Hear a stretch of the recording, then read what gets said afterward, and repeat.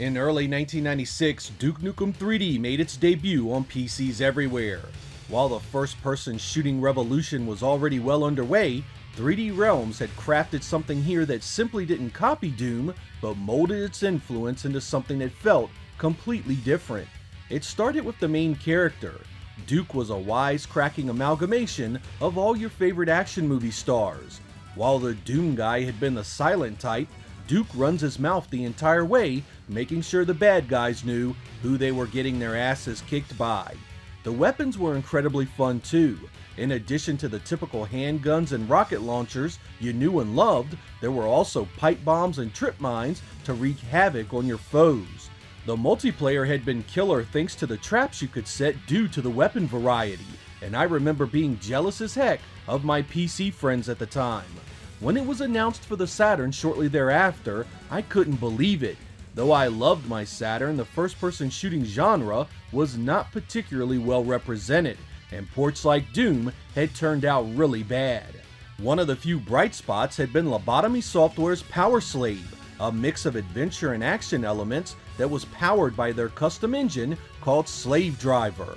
To my utter excitement, it was this developer and their proven expertise with the Saturn that would be bringing Duke Nukem 3D to life for Sega fans. In this episode, we'll find out how well that transition went and if it's still worth a go today. I hope you guys enjoy my review of Duke Nukem 3D for the Sega Saturn.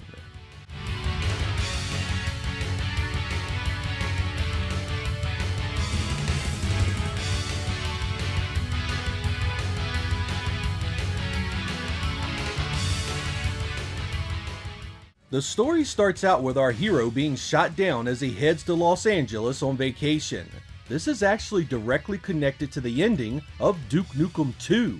That's right, a lot of folks don't know it, but this series actually started life as a 2D run-and-gun style endeavor. Duke Nukem 3D was actually the third title in an already well-established franchise. As your ship burns up in the sky, you are greeted to an alien invasion that only you can stop. Gameplay picks up very similar to Doom. You need keycards to open doors, you procure weapons on sight, and there are enemies everywhere for you to deal with. But what made this so special is what it did differently. In addition to the Doom elements, you also get the ability to jump, which adds verticality to your exploration that really changes things quite a bit. No longer anchored to the ground like many FPSs of the era, you can jump to areas that hold secret passages, weapons, and items that become really useful. The weapons start out with your typical handgun, shotgun, machine gun, and rocket launchers, but you soon find cool things to play with like pipe bombs, tripwires, shrink rays, and freeze blasters. These weapons add both a comical element to the fighting and a strategic seriousness that allows you to flex some pretty creative deaths, particularly in multiplayer, which use the netlink and could be played as co-op story or one-on-one deathmatch. Another interesting addition to this were the items you could find that gave you additional help. You could get scuba gear to breathe underwater, a jetpack that allowed you to fly around, health kits to heal you, and even night vision goggles to help you see better. These items were collected and used at your discretion and could be turned on and off when you needed them. You also had the ability to look up and down to get a better feel for your surroundings, and of course there were underwater areas that required you to swim and worry about drowning. As you played, Duke would bestow a series of one-liners as needed, and there were small storyboards that would pop up as you progressed. Every stage had secret areas, and there were usually multiple paths to get where you needed to go. Most of the environment around you can be destroyed or has some level of interaction. Switches turn lights on and off, bathrooms can be used, and you can even visit wank booths at your local bookshop. The entire thing was essentially Doom on steroids and dripping with machismo, a byproduct of 80s and 90s action tropes.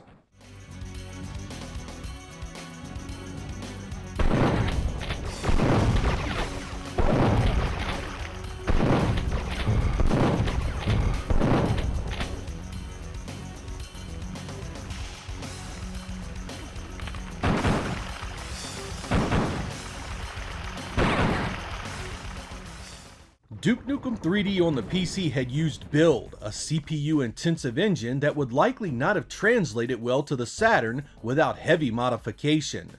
This meant that Lobotomy Software would need to port the entire game to their slave driver proprietary 3D engine to mesh better with the Saturn's unique architecture.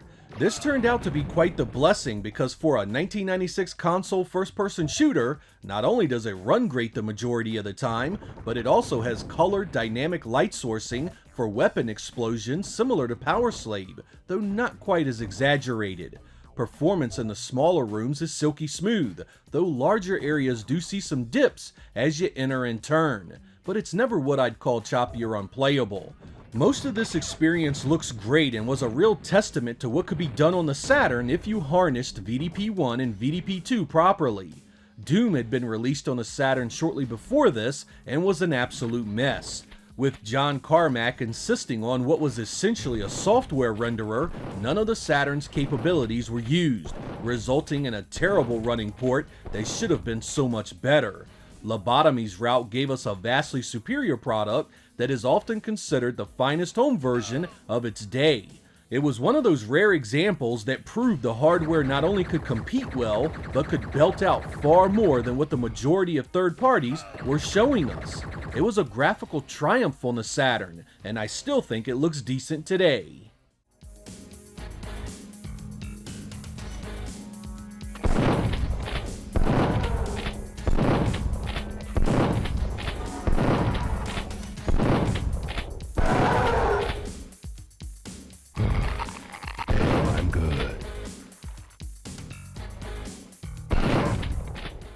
The music of Duke Nukem 3D is excellent. It's got an overall rock and roll feel to it that is moody, dark, and often captures the feeling of loneliness and isolation perfectly.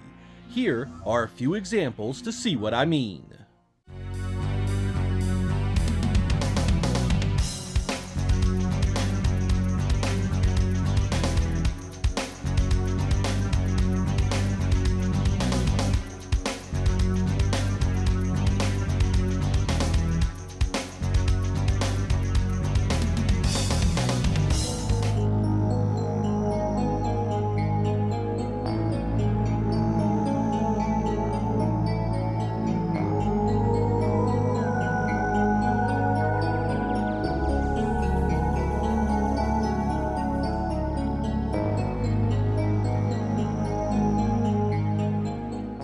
Where Duke Nukem 3D excels is just how similar it is to Powerslave in regards to its gameplay. The ability to jump gives this so much more flexibility than Doom ever had, and your items give you abilities that really make these levels quite fun to explore. And speaking of levels, there are a bunch of them here, 27 in total, including one made just for the Saturn that never appeared on any other release. Add in 3D analog support and a nice looking graphics engine and you truly did have a killer app for the Saturn at a time when things were looking quite bleak. Though complaints are few and far between, I do have a few. First, the game is hard as hell. There's no other way to say it. If you play on anything above easy, expect many deaths. A life bar can be obliterated in no time by the lowest of enemy foot soldier, and the harder guys can wreck you before you even know what the heck killed you. Boss battles, of which there are a few, can be ferocious in just how quickly you can be killed. Even with full armor and a med kit, I found myself needing half a dozen tries to defeat some of the later stages. Frustration can definitely be an issue. I'd also like to take a moment and speak up for my cousins across the pond. The PAL release of this was stripped of multiplayer completely. Because the netlink was never brought to Europe in any widespread form, Duke 3D was just a single player experience only. Since there was no Japanese localization of this at all, the US version was the only place to see online play. Finally, the Saturn controller simply does not have enough buttons to cover all the actions this game needs. Your L and R buttons are taken up by strafing, 2 buttons are needed for switching weapons, 1 is used for looking, 1 for firing, 1 for jumping, and 1 for opening doors and switches. That means to get access to your inventory, you must pause the game every time you want to turn something on and off, or heal yourself. This is a terrible burden for the flow of the action, particularly a heavy firefight. You do get used to it, but it's far from ideal. Outside of that bit of moaning, Duke Nukem 3D on the Saturn was a winner and continued Lobotomy Software's stellar record of development for the platform. If you've never played it, you should definitely give it a go.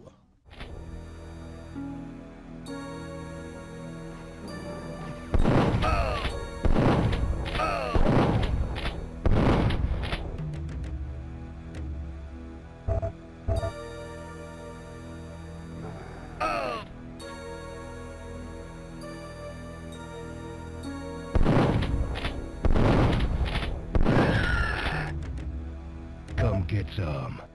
Playing through this again, I can't help but be reminded of my disappointment in the Doom conversion. Had that been given the same level of treatment, we could have had an epic rendition to be proud of.